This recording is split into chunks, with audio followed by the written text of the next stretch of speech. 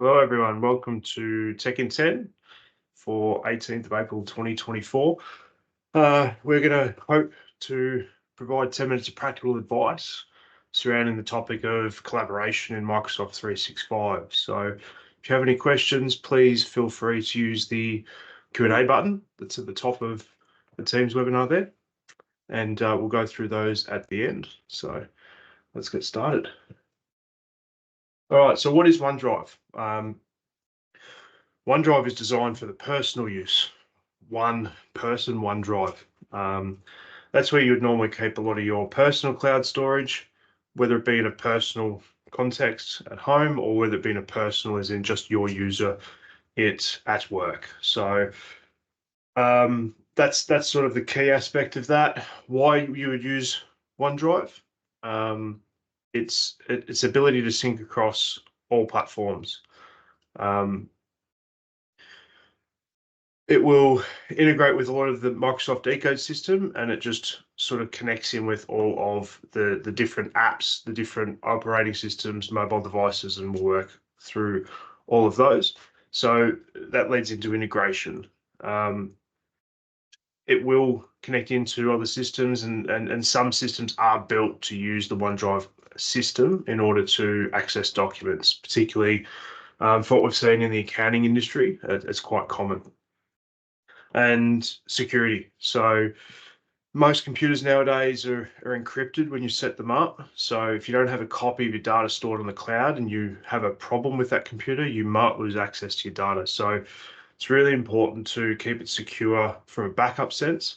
But OneDrive is also encrypted all the time. So when it's transmitted to the cloud, when it's stored on the cloud, and when it's stored on your computer, it's always going to be secure. If you have any questions about OneDrive, we actually did a webinar earlier that touches on understanding the icons, which is really important to make sure OneDrive's working. So you can check that one out there as well. Now, jumping into SharePoint. SharePoint is a collaborative platform that allows groups or teams within an organization to collaborate more effectively, using it for intranet sites or document storage, sharing, and other collaboration methods. So it's more suitable for across team and organization content.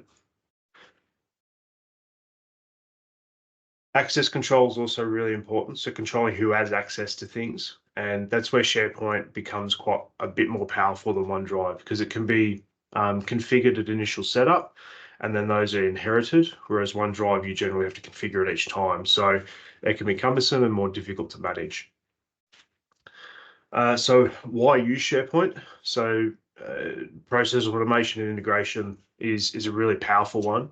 So SharePoint can allow you to automate processes. You can use SharePoint to store data, retrieve data, and to connect to various different aspects and parts within a business to automate different functions. So you can use Excel for some of these things, but it can take you back to another level, particularly when you bolt on the Power Automate platform to automate tasks.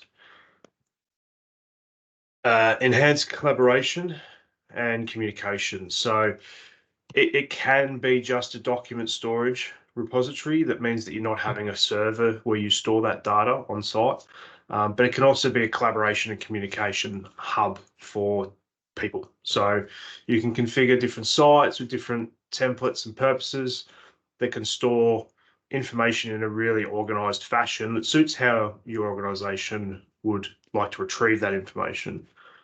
Whether it be storing forms, policies and procedures, or other network resources, it just allows everything to come together. Internal communications and news, events. There's lots of different ways that you can configure some of these resources. So it's important to have a look at those and understand exactly what you're trying to achieve. And typically using something that's within an ecosystem you're already using is going to be more efficient and provide less security that you need to wrap around everything that you do. So, and then efficient document management. So being able to co-author documents is really helpful. Being able to tag people on different documents, working with other tools like Planner and And Teams is also really critical to help streamline everything, being able to open documents in different places where you are then and there. Microsoft are really building the ecosystem around less clicks and trying to be as efficient as possible, because there is many ways you can work with documents. So SharePoint can be the next sort of step in storing and accessing documents. So you might not need to file documents in a traditional folder sense if you use SharePoint, because you can use different ways of managing that content and whatnot. So it also allows better sharing of documents if you need to do it ongoing or persistently with external parties. So another big benefit of SharePoint there over OneDrive. Moving on to Teams. So Teams is a communication and collaboration platform also, but unlike SharePoint, it integrates sort of chat, video conferencing, and uses SharePoint for the file sharing aspect. So I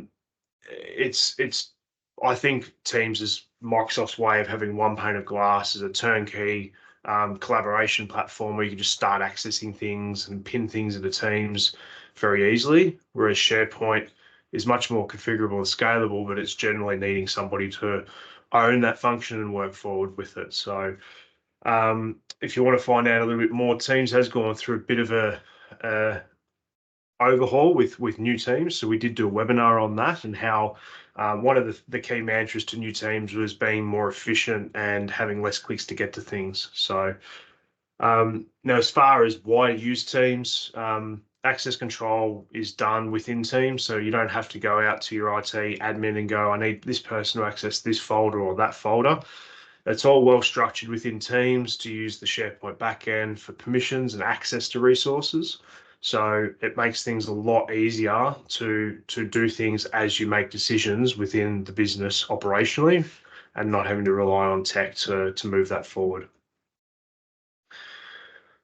Now, channels are part of Microsoft Teams, and channels help provide a way to organize conversations within a team. So you create a team and then you build your channels within it that are relevant to that team. And that will help divide that up based on varying ways. It could be based on specific topics or projects or whatnot. So, and again, teams can be controlled by members, and you can have channels be part of different or have people part of different teams and channels based on what they need. So it gives you a lot of control without having to be quite technical to be able to control who has access to what resources within those channels. And lastly, we're just going to touch a little bit on folders. So folders are traditionally been used to manage files and to organize hierarchically within a storage location. It's they help you structure everything. They help you organize anything into a logical way. So it's always going to be up for interpretation depending on your organization. It'll depend on your operations and how you want to configure and organize things.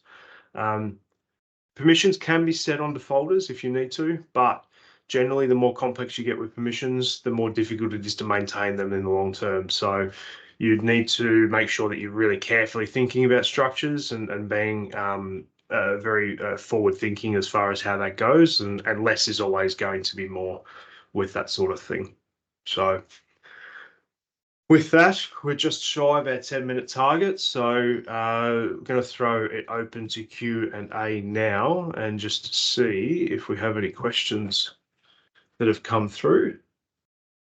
And we have, so the first one, how do I determine whether to use OneDrive or SharePoint to store documents? So with this one, you want to just determine who needs to be collaborating on those documents. So OneDrive is probably orientated towards personal documents and files, and SharePoint automatically enables team or organization-wide collaboration. So if they don't need to be shared to all, or you have a very shorter time frame for where you're sharing those documents, then OneDrive is probably the way to go. Typically, we configure OneDrive with a 14-day external link timeout, whereas with SharePoint is a little bit different configuration depending on that team. So you get a little bit more granular as far as that goes. So it really comes down to what your need is. But next question is, what's the main difference between OneDrive and SharePoint? So they both come with Microsoft 365, but OneDrive is primarily designed for individual users. So with Windows now, it'll back up your documents, your pictures, and your desktop. So if you save anything on there, it's an auto backup service for that. So it's really designed to be just your workspace and not to be shared out to others, although you can do that.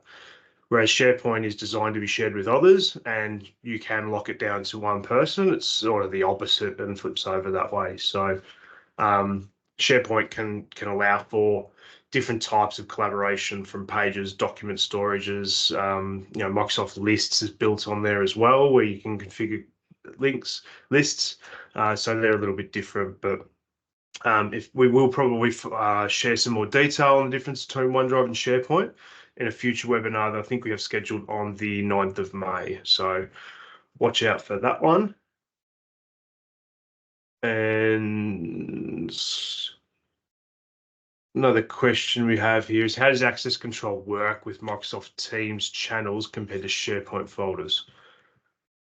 So with Teams, you manage the access permissions at the team level first, and then you can also do some changes at the channel level, depending on what type you have. So whether they're public or private. So you can do a couple of levels of configuration there, but again, less is more. Permissions within SharePoint can be more granular, but they can be set at the library, the file level, and provide more control. But again, less is more with that sort of thing. Don't try to get too complex with that, because if things move around or documents get recreated, then they might not necessarily inherit those permissions. So it's always important to consider that. And another one we have here is, how do channels in Microsoft Teams differ from folders in SharePoint? So channels in Teams have multiple roles where you can configure different content types and pin them in tabs. So you can pin websites or apps and bring things into it. And there's also the chat threads and channels that could be related to the topic that the channel's named after. So it helps divide that content like that. Whereas folders will, in SharePoint, will be used to organize documents in a hierarchical fashion, depending on what you need for permissions and sharing. So ultimately the files function of Teams is built on SharePoint, so you do get some of that granularity, but when you're accessing it via Teams, you lose a little bit of the granular nature of that configuration. So again, try to keep it as simple as possible. If you're using Teams, then that's great. So, and I think that's all the questions that we have that have come up today. So thank you for joining us for Tech in 10, and hopefully that was useful, talking a little bit about collaboration in Microsoft 365. Hope to see you for the next one. Cheers.